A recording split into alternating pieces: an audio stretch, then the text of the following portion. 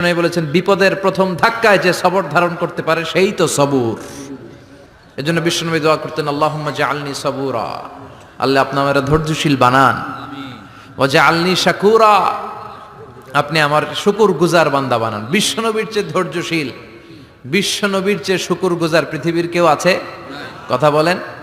এমন তাবৎ কোনো অত্যাচার নাই যে অত্যাচার বিশ্বনবীর উপর করা হয় নাই। বিশ্বনবী মক্কার জামিনে যখন দাওয়াত দিতে লাগলেন, ওনারে পাগল বলা হতো, তুমি পাগল, বলা হতো মুহাম্মদ একটা কবি, বলা হতো মুহাম্মদ হচ্ছে গণক।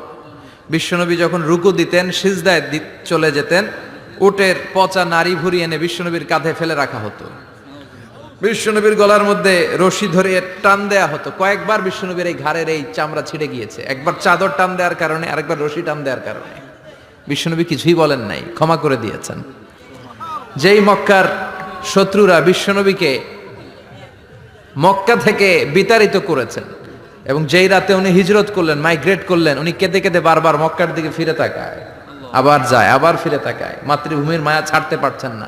আর বলছিলেন, মাক্কা তো আহাব্বুল বিলাদ ইলাইয়া, মক্কা আমার কাছে সবচেয়ে প্রিয় শহর।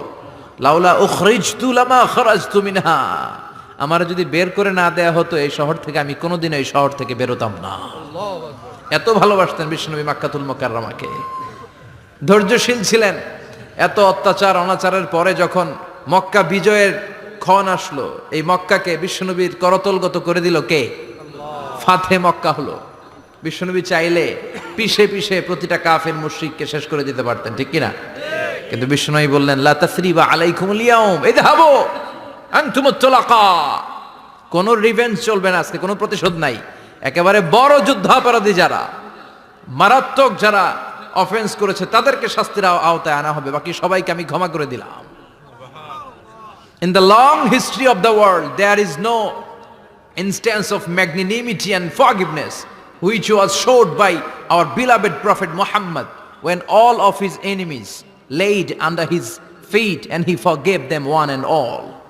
পৃথিবীর গোটা পৃথিবীর ইতিহাসে এরকম নজির কোথাও পাওয়া যায় না, যাকে এত অত্যাচার করে বিতাড়িত করা হয়েছে, নির্বাসন দেয়া হয়েছে, হিজরতে বাধ্য করা হয়েছে।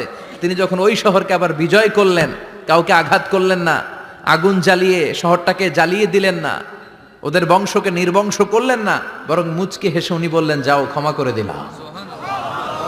কি ধৈর্যশীল ছিলেন। আবার দোয়াও করতেন, আল্লাহুম্মা জাআলনি সাবুরা, আল্লাহ আপনি আমার ধৈর্য বাড়ায় দেন, ওয়া জাআলনি শাকুরা, আপনি আমার শুকর